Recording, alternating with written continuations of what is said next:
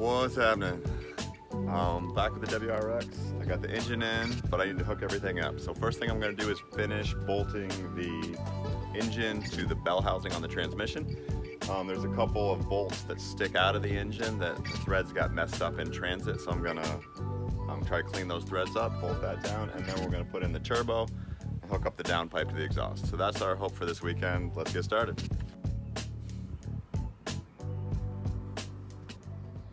Here's 2 bolts in each corner of the bell housing.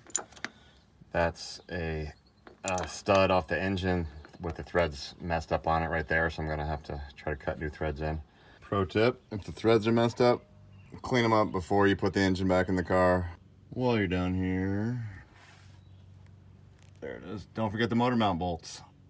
Here in my hand is my air pump, secondary air pump delete kit. There we go, that's what's in the kit. Okay, I've got one block off plate on. I gotta tighten it down. It lives, man, I don't even know if you can see it. It lives. I'll point at it with a wrench. Down here, behind the turbo. There is the other one right there. That one's gonna be actually pretty easy to get to from the bottom of the car. The holes on that are not quite wide enough. It's off by like a 1/16.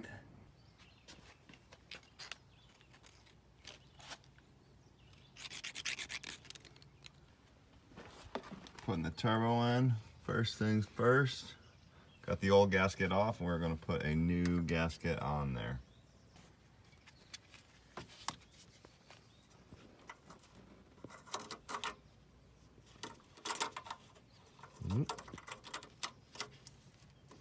There we are. New gasket from the up pipe to the turbo. Now we can drop the turbo on.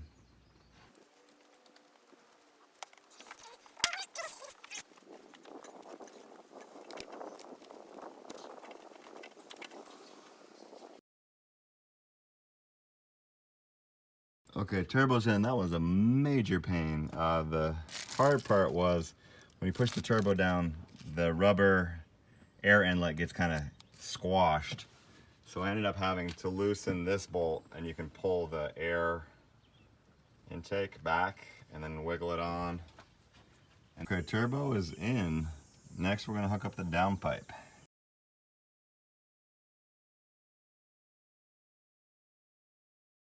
Having a camera in. Alright, so we got the exhaust hooked up here. Trying to tighten this down. Awkward as heck. And then I gotta hook up the oxygen sensor. Alright, now we hook up the O2 sensor. That clicks in place. Sweet. We got the downpipe in, exhaust is done.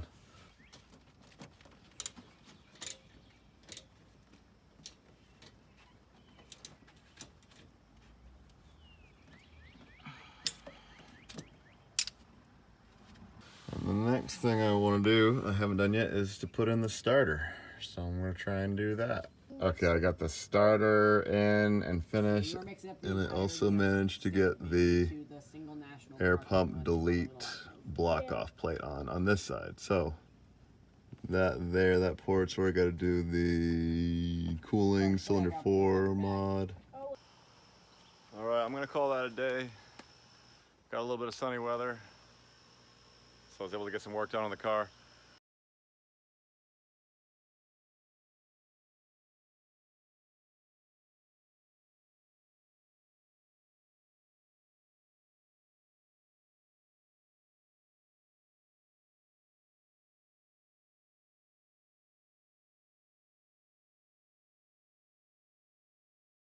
I got some radiator hose and I got my T, so I'm going to climb under the car and throw this in for the cylinder 4 cooling mod. Okay, it's tricky to see because it's behind the steering linkage, but there is the radiator hose with a T on it. It is hooked up right there. That's the cylinder 4 cooling mod. This is the radiator hose where I'm going to splice in the cylinder 4 coolant mod. I'm going to cut it right there. Why not? Seems like a good idea.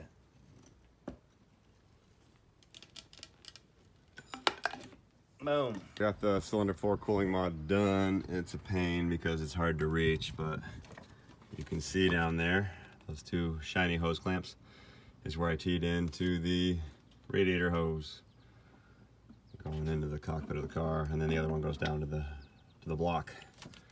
Now I'm just gonna start hooking up hoses left and right, wires, anything I can. Okay, I got the heater mod finally done. That was a pain. Next, I think I'm gonna just hook up all the AOS hoses, the main wiring harness, and then the fuel rails. Let's get to it. Yeah. It's tough to film, and you've seen it all once. You just do everything I did, hooking up hoses and fuel lines and wiring, blah, blah, blah. Just do it backwards. So I'm gonna just do it off camera. 3, 2, 1. Done. Okay, next, I am going to hook up. I'm going to reinstall the intercooler.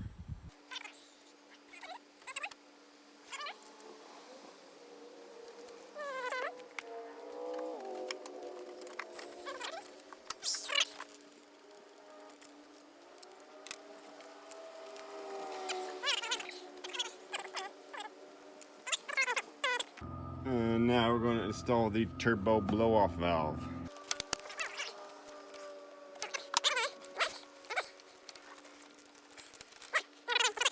And now I'm going to hook up the fuel rails. Got the bottom one, I'll do in order. I'll go bottom first.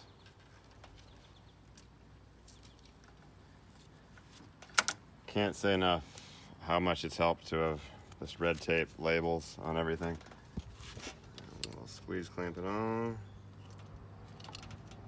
And the top one. Tell you what, they go on a lot easier than they go off.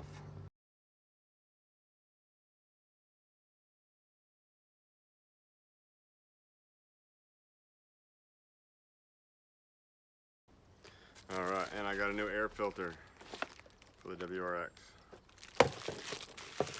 Oh wait, I forgot to do it. It came with instructions. Nobody wants them.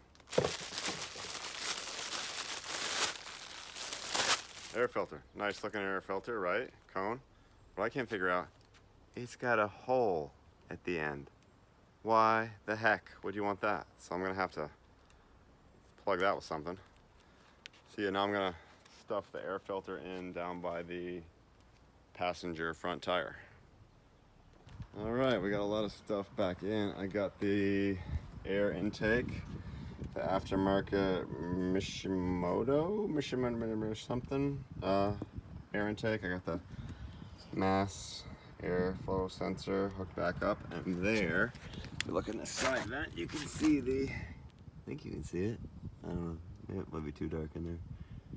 You got an air filter in there. There it is, huh? Yeah, there we go, air filter. In there. True story.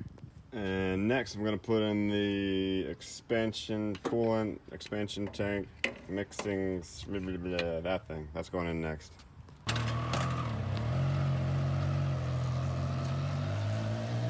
Alright. I got the coolant mixing expansion tank back in. The bottom hose is really hard to get to. I'm not sure that's on all the way, but we'll see if it leaks. So the engine bay is looking pretty put together. Next I'm gonna do the bolt down the power steering pump, the alternator, and the air conditioning pump. That's what's happening. I'm gonna do that in 3, 2, 1. And now I've got the alternator, power steering pump, and the air conditioning compressor all hooked up. Oh, see, I got my red tape. I hooked that up. I forgot to take the tape off. There we go. So, looking pretty good. This belt's easy to get on because you got this tensioner here on the alternator. The air conditioner pump is kind of a pain. But moving right along here, next we're going to throw in the radiator, which is an aftermarket stainless steel radiator, I believe. I'm going to throw that bad boy in right there.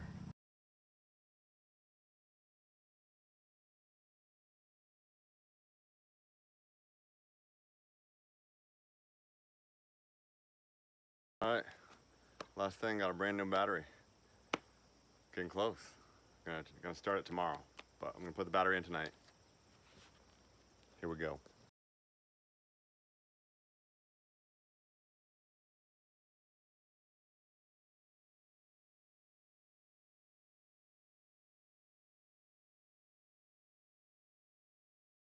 That is it.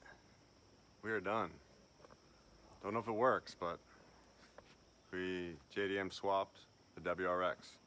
We put an ej205 in a 2012 WRX because the 255 was blown, had bad rod knock.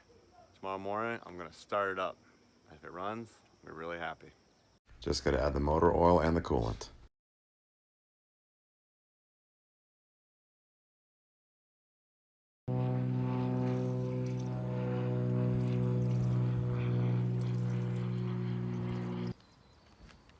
Okay, moment of truth, we're gonna start the Subaru. JDM swap.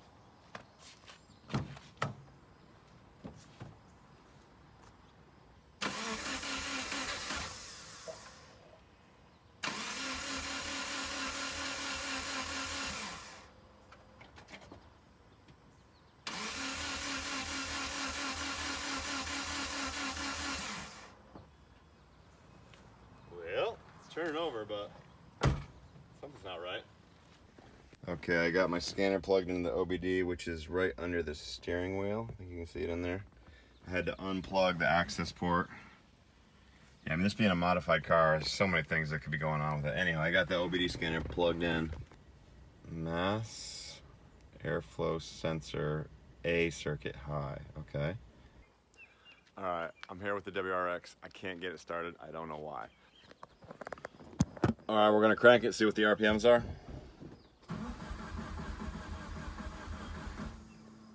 All right, good. RPM showed about 150, 160, which means that the crank position sensor is working. Is that what shows RPMs? I don't know. I think it's crank position sensor.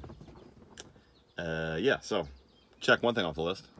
One of these, I pulled the plug, coil plug, and I've got a checking voltage on them all, and one of them does in fact have